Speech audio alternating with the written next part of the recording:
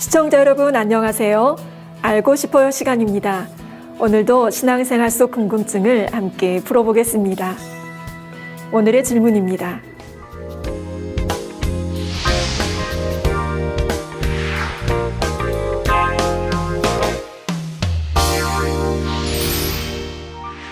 주님의 부활 승천 이후 유대에서 시작된 성령의 역사는 이방인들에게서도 동일하게 나타났습니다. 하나님께서는 할례하지도 않고 모세의 율법을 알지 못하는 이방인들이라도 예수 그리스도를 영접하면 성령을 부어주셨습니다. 주님의 수제자 베드로와 사도 바울은 이러한 성령의 역사를 또렷이 목도했습니다. 그런데 유대인 성도들 중 일부는 이방인 성도들도 유대인 성도들과 동일하게 할례를 받고 모세의 율법을 지켜야 구원받을 수 있다고 주장했습니다. 초대교회 사도들과 장로들은 이 문제를 해결하기 위해 예루살렘에 모여 함께 논의를 했습니다. 그 결과 이방인 성도들에게는 4가지만 멀리하라고 하자고 결정했지요.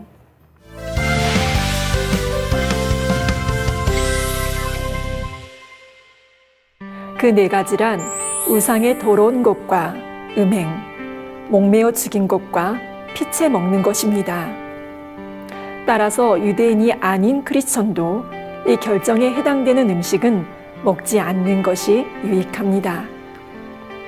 첫째, 우상의 제물은 먹지 않는 것이 좋습니다. 예를 들어 제사상에 올렸던 음식이나 굿할 때 사용된 음식은 귀신에게 바쳐진 것입니다. 이에 대해 고린도전서 10장 20절, 21절에 대저 이방인의 제사하는 것은 귀신에게 하는 것이요 하나님께 제사하는 것이 아니니 나는 너희가 귀신과 교제하는 자 되기를 원치 아니하노라. 너희가 주의 잔과 귀신의 잔을 겸하여 마시지 못하고 주의 상과 귀신의 상에 겸하여 참회치 못하리라 라고 말씀하셨지요. 그런데 사실 우상에게 바쳐진 그 음식 자체에 문제가 있는 것은 아닙니다. 디모데전서 4장 3절에 식물을 폐하라 할 터이나 식물은 하나님이 지으신 바니 믿는 자들과 진리를 아는 자들이 감사함으로 받을 것이니라 라고 하셨지요.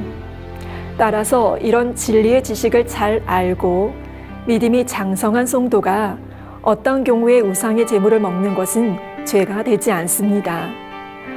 그러면 우상의 제물을 먹지 말라는 이유는 무엇일까요?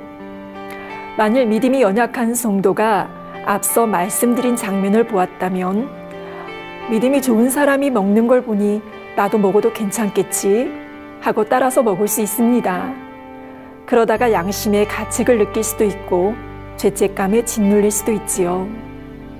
그 결과 그 형제가 실족한다면 그 책임이 누구에게 있겠습니까? 사도 바울은 이런 모든 경우를 고려하여 고린도전서 8장 13절에 그러므로 만일 식물이 내 형제로 실족해 하면 나는 영원히 고기를 먹지 아니하여 내 형제를 실족지 않게 하리라 라고 한 것입니다. 둘째, 목매어 죽인 짐승의 고기는 금해야 합니다. 목매어 죽인 것을 먹지 못하게 한 이유는 먼저 짐승을 목매어 죽이면 피가 빠지지 않으므로 고기를 피채 먹어서는 안 된다는 율법을 범하게 되기 때문입니다. 다음으로 거룩한 성도가 짐승을 목매어 죽이는 이방인들의 잔인한 식습관에 가담하는 것은 옳지 않다고 판단했기 때문입니다. 예를 들어 우리나라의 경우 개를 목매어 죽이는 악습이 있습니다. 개는 가축 중에서도 사람과 가장 밀접한 동물이지요. 사람과 동거하며 집과 주인을 지켜주고 주인의 마음을 헤아려 따릅니다. 이처럼 가족 같은 가축을 잡아먹는 것도 잔인한 일이지만 가혹하게 목매어 죽이는 것은 더욱 잔인한 행위입니다. 이런 이유로 율법 없이 살아온 이방인들에게도 목매어 죽인 것을 멀리하도록 공고했습니다. 셋째, 고기의 피를 먹는 것도 금해야 합니다. 하나님께서는 노아의 홍수 이후부터 육식을 허락하셨습니다. 단 고기를 그 생명되는 빛에 먹지 말 것이니라는 단서를 붙이셨지요. 하나님께서는 이 부분을 모세에게 율법을 주실 때에 다시 한번 강조하셨습니다. 레위기 17장 14절에 모든 생물은 그 피가 생명과 일체라. 그러므로 내가 이스라엘 자손에게 이르기를 너희는 어느 육체의 피든지 먹지 말라 하였나니 모든 육체의 생명은 그 피인즉 무릇 피를 먹는 자는 끊쳐지리라 라고 하셨지요. 초대교회의 사도와 장로들은 이방인들도 이 조항만큼은 지키는 것이 유익하다고 의결했던 것입니다. 이를테면 건강을 위한다며 살아있는 짐승의 피를 뽑아 마시거나 도살하는 짐승의 피를 받아 마시는 사람들이 있습니다.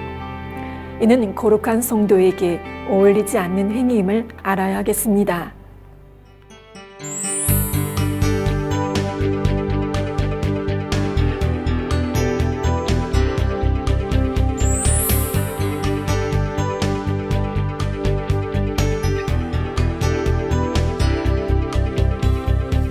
시청자 여러분, 하나님께서는 믿음의 자녀들이 거룩해지고 온전해지기를 원하십니다. 이러한 아버지 하나님의 마음을 깊이 헤아려서 먹든지 마시든지 무엇을 하든지 다 하나님의 영광을 위하여 하는 저와 여러분이 되기를 소망합니다.